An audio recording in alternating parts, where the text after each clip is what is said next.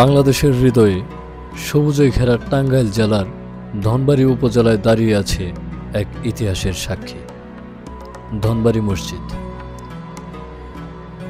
প্রায় ৭০০ বছর পূর্বে নির্মিত এই মসজিদটি শুধু ইবাদতের কেন্দ্র নয়, বরং হয়ে উঠেছে সংস্কৃতি, ঐতিহ্য আর ইসলামিক স্থাপত্যের এক অনন্য নিদর্শন। মসজিদটি নির্মাণ করেন নবাব সৈয়দ নওয়াব আলী চৌধুরী, যিনি ছিলেন ব্রিটিশ ভারতের একজন প্রথম মুসলিম মন্ত্রী।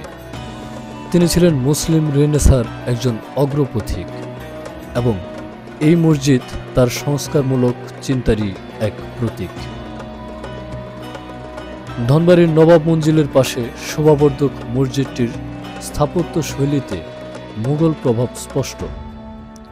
মসজিদের পূর্ব দিকে খাঁজ বিশিষ্ট খিলানযুক্ত ৩টি এবং উত্তর দক্ষিণে আরও একটি করে মোট ৫টি প্রবেশপথ রয়েছে। মসজিদটির মোজাইক ও মেঝের মার্বেল পাথরে নিপুণ কারুকার্য স্থান পেয়েছে।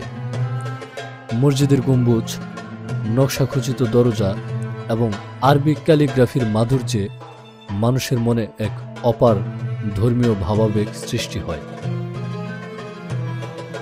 মসজিদের পাশের কক্ষে নবাব বাহাদুর সৈয়দ নওয়াব আলী চৌধুরীর মাজার রয়েছে।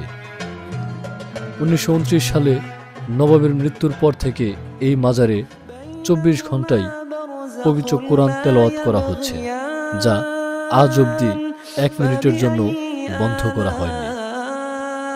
বর্তমানে ৭ জন কারি প্রতি ২ ঘন্টা পর পর কোরআন তেলাওয়াত করেন।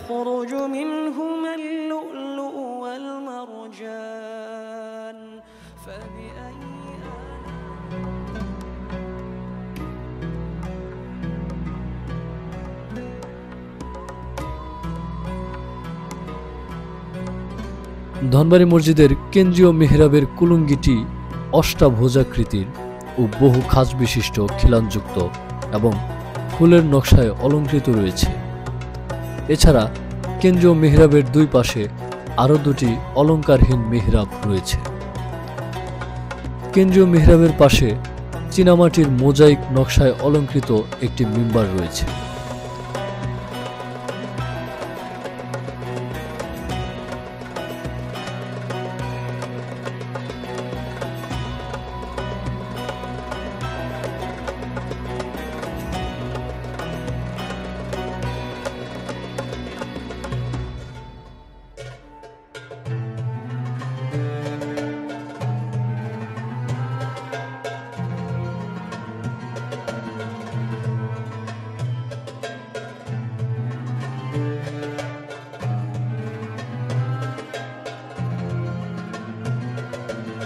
মসজিদের ভেতরে মোগল আমলের ৩টি সুদৃশ্য ঝাড়বাতি এখনও শোভাবর্ধন করে আছে।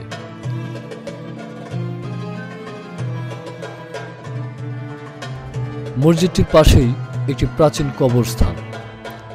নবাব বাহাদুর সৈয়দ নওয়াব আলী চৌধুরীর উত্তরসূরিদের মরদেহ এই কবরস্থানে সমাহিত করা হয়।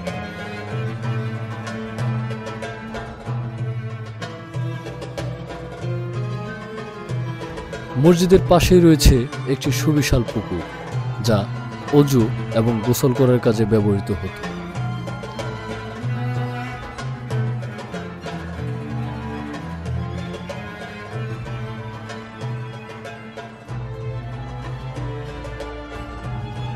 ধনবাড়ী নবাব বাড়ির অংশ হিসেবে মসজিদটি ছিল একসময় রাজকীয় আচার অনুষ্ঠানের কেন্দ্রবিন্দু।